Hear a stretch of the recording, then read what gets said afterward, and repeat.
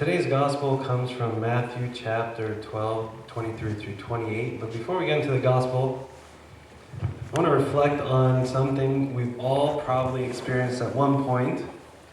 And it's always that one teacher, that one professor that we think is out to get us.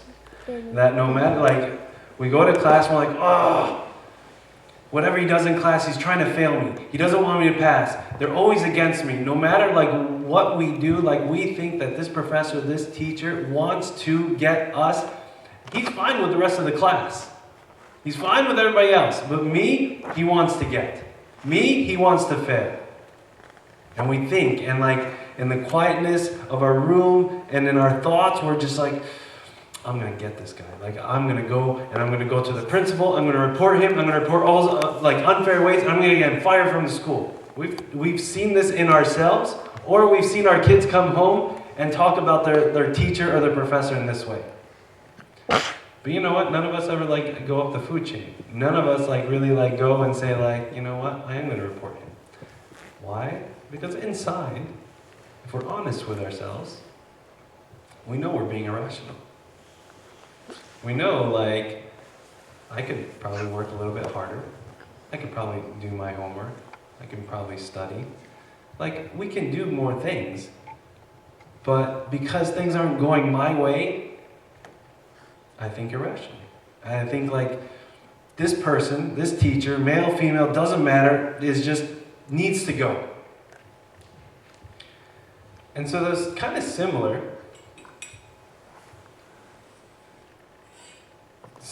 to the gospel of today. And if we look at the gospel of today, in Matthew chapter 12, 23 to 28, all right, it says that Jesus was, teaching, and they brought to him someone who was demon-possessed, who was blind and mute. And Jesus prayed and healed them, and the one who was blind and mute both spoke and saw. So he completely healed him. And the people started to say, they said, could this be the son of David? And the Pharisees, of course, didn't like this, because as Jesus was going through, starting his ministry and healing people, there was a shift. People stopped following the Pharisees and started to chase after Jesus. And so the Pharisees were getting upset. They felt that Jesus was out to get them. They thought that Jesus was the most ridiculous person. We didn't know how he was doing these miracles, but they came up with their own conclusion of how Jesus was doing these miracles. And they said that he cast out all these demons by Beelzebub, the ruler of the demons. And when you look, Beelzebub was, he was the head demon of the Philistines, and the Philistines were a lifelong enemy of the Jews and the Israelites. They go all the way back to the time of Saul and King David. They were always in battle with the Philistines. And so the Philistines are their biggest enemy. So they went to their biggest enemy, the worst part, the darkest part of their enemy, which is Beelzebub, their demon. And they said that Jesus is using the power of the demon of our worst enemy to cast out the demon that caused this one person to be blind and mute. It's the most irrational, ridiculous argument possible. I want to go through the argument because Jesus didn't let it go. Okay? They said this, but the Bible tells us. Now, when the Pharisees, verse 25, but Jesus knew their thoughts. He knew what they were thinking, he knew what they were feeling, and he said to them, I'm going to address this issue because this claim that I'm casting out demons by Beelzebub, the ruler of the demons, is absolutely ridiculous. So let's look at Jesus' argument. Jesus then says, verse 25, every kingdom divided against itself is brought to desolation, and every city or house divided against itself will not stand. So he took a practical approach. He's look, you're all educated people. If we look back in history, we know that every big empire that ever existed came crashing down once there was division among the ranks. You see it in big empires. You see it in cities. That in cities, when there are two rulers and they don't get along, or two governors that don't get along, what happened? They divide it. They divide the land. Then he took it another step further. He said, we know, and you've seen it, I've seen it in homes, when there's division within the home, that the home falls apart. He took a very practical approach. He's like, look, here is a principle. The principle is, when there's division, it doesn't stand. When there is division, it doesn't stand. We can look in history, we can look now, and we can look at our own lives. He gave them three tiers of how this principle of when there's division, like whatever there's division in, it cannot stand. He gave them three places to apply it. Then, verse 26, he then began to extrapolate the principle, and then he applied it. He said, look, clearly you're acknowledging, okay, that like there exists evil and good. You're acknowledging, you're saying that like a good thing happened, okay, but you know, how you did it, like that's what we're questioning. But they're acknowledging that there's good and there's bad. Okay? And so, what he said is like, okay, if you're acknowledging that there's good and bad, now let's take the first principle and apply it. Like, how is it that Satan, okay, who represents evil, could still be existing if, by your first argument, there's division among his ranks? Okay, if there's division among Satan, Satan should have fallen, and we've seen it in history, we've seen it personally, we've seen it locally, that if there's division, Satan should have fallen a long time ago, but you're acknowledging Satan exists right now. That there are demons that exist right now. Alright, so he applied the principle, and now, just to like, you know, this was like the grand slam. This is like Jesus like putting the nail in the coffin of their ridiculous claim. Okay? And he said, okay, let's take it now another step further. If you say, I cast out this demon by the ruler of the demons, Beelzebub, then why don't we look at your other counterparts, other Jews, who are casting out demons? By what power are they doing it? If you're calling me good, or me bad, saying I'm casting out demons by the demon inside of me, then your other friends, Pharisees and Jews, who are casting out demons, how are they doing it? Are they good? If you're saying I'm bad and they're good, then if they're good, then they're going to come back and they're going to judge you. They're going to come back and be your judges. And you're going to have to answer and say, like, why didn't you believe in the good power that they were casting out demons by? So he took their argument and he went through and he knocked them out one by one. And it was the most ridiculous argument that the Pharisees came to Jesus with, saying that, well, he cast out demons by the ruler of demons, Beelzebub. But after squashing the argument, Jesus leaves them with one question. And this is the key question. And it comes in verse 28. He said, okay, so clearly I'm saying that my authority isn't coming from the demons. My authority is coming from a different place. Okay? Because based on your principle, Satan should have fallen long ago if he was using other demons to cast out demons. There was dissension among the ranks. Satan's kingdom should have fallen a long time ago, based on your thinking. But clearly he exists. You acknowledge he exists. I cast him out. So my power is coming from somewhere else. My power is from above. And if my power is coming from above, then what does that mean is right here before you? What he was challenging to think, what he was challenging them to think and say, if the power of God is here and you just saw him act and fight the power of evil, then the kingdom of heaven is upon you. The kingdom of heaven is here in your presence. But do you see it or do you not? Do you see it or do you not? Who do you, after all this, come and look at me and say, who do you think I am? Okay, do you see me as the anticipated and prophesied about Messiah? You're seeing something different.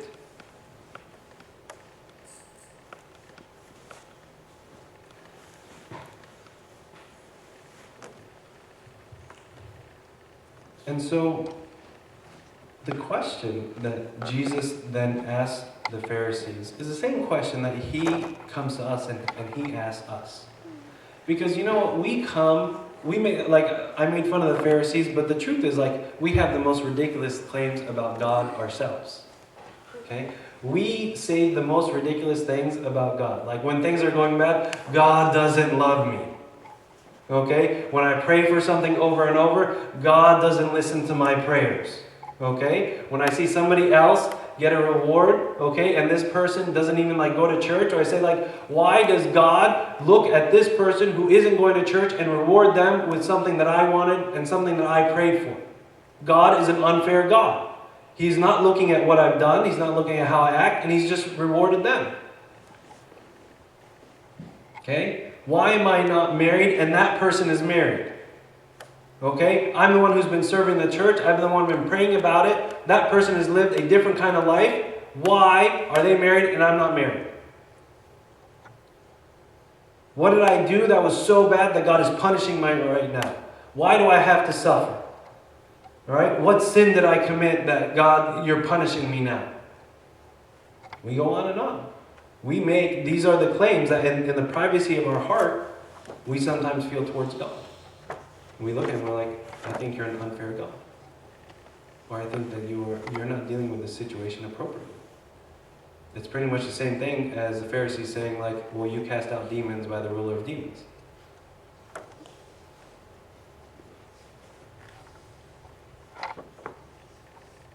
Even if we look at the gospel of last night, okay?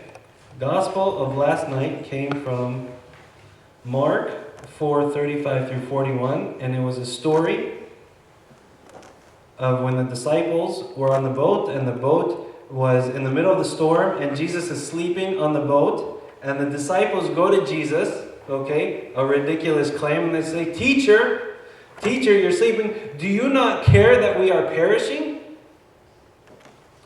Jesus, don't you care that we're about to die? It's the same ridiculous claim.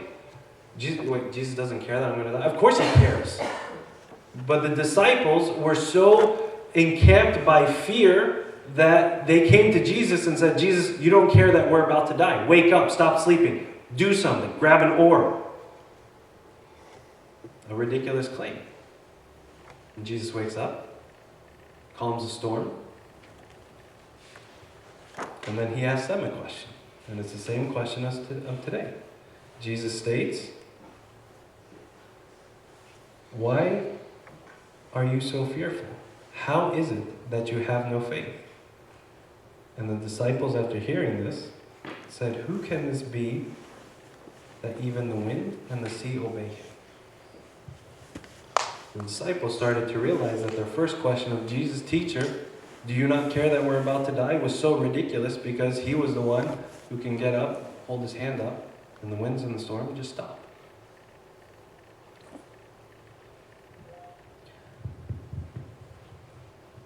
So I'm the first to admit, I have ridiculous, claims, and sometimes, in the privacy of my life and in my heart, I think God is a very unfair God at times, and I complain.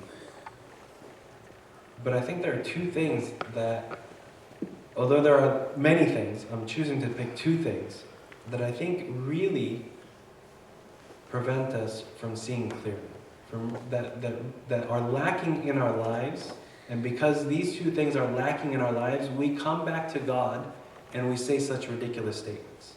We make such ridiculous claims that the teacher doesn't care that I'm about to perish, that God doesn't love me, that God doesn't hear my prayer, that God isn't listening, that God is rewarding the evil people, but me, the good person, he's leaving out to dry. We make these claims in our hearts, and we feel them. But I think there are two things that are lacking in our lives that, when we don't have them, lead up to that, but when we do have them, start to put perspective. And the two things are time and silence. time and silence. When you think about time, time is something that if you ask anybody, do you have extra time? They say no. I don't have time. I'm a busy person. Okay? We don't give ourselves enough time to listen. We don't wait enough to listen to what God is saying. And when we couple time with silence, silence is something that we struggle with. Okay? I ask you this. How many of you this week have had 1 solid hour of quietness? 1 solid hour of quietness. And let me describe the quietness, okay? The quietness is not like my husband's out, okay? My kids are at school, now I'm going to get all these chores done. That's not quietness. Okay? That's busy work. You're doing stuff. Those are tasks. When I'm talking about quietness, I'm saying you're not doing anything. You're not taking care of anybody. You don't have your phone next to you. TV's off. Computer's off. Okay? And you're just quiet.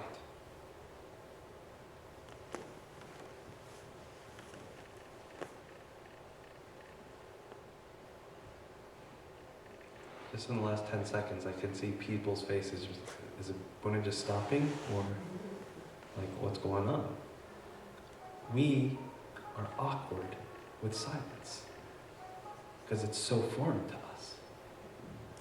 But yet when we don't have time, okay, when we don't give God time and we don't give God silence, how are we ever going to really begin to appreciate what He is doing, how He is working, how He is speaking to us? When we don't give time and silence. And when we combine time and silence, we find ourselves at like an old biblical practice that from the Old Testament onto the New, Jesus was trying to tell us, which is the Sabbath. Jesus said, I made the Sabbath. 6 days you get to work. 7th day, I want you to rest. I want you to just stop.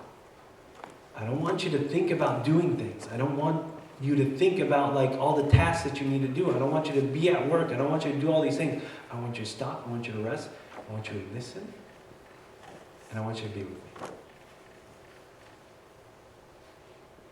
But to do that, we need to build time and we need to practice silence. And when we don't have time and silence, end result, we look at God and we say, you're unfair. You don't listen. You don't do this. You don't love me. When we start to add time and silence into our lives, we start to build it. We start to say, God, I hear what you're trying to say. I hear what you're trying to do. I understand that you're trying to teach me something. Let me spend more time listening. Maybe like my marriage is hurting, I need to spend more time saying, God, what in me do you want me to start to change so that my marriage has a better chance of being a better marriage? Okay, we don't spend the time saying, God, tell me what I should tell my spouse to change it. No, say, God, tell me what I need to change it. What are you teaching me? If I'm not married, like, Lord, what are you trying to teach me through the situation I'm in? Through feeling like I want to be married, but I'm not married. Lord, I'm struggling with my kid. Teach me, like, how do you want me to interact with them? But we need time and we need silence.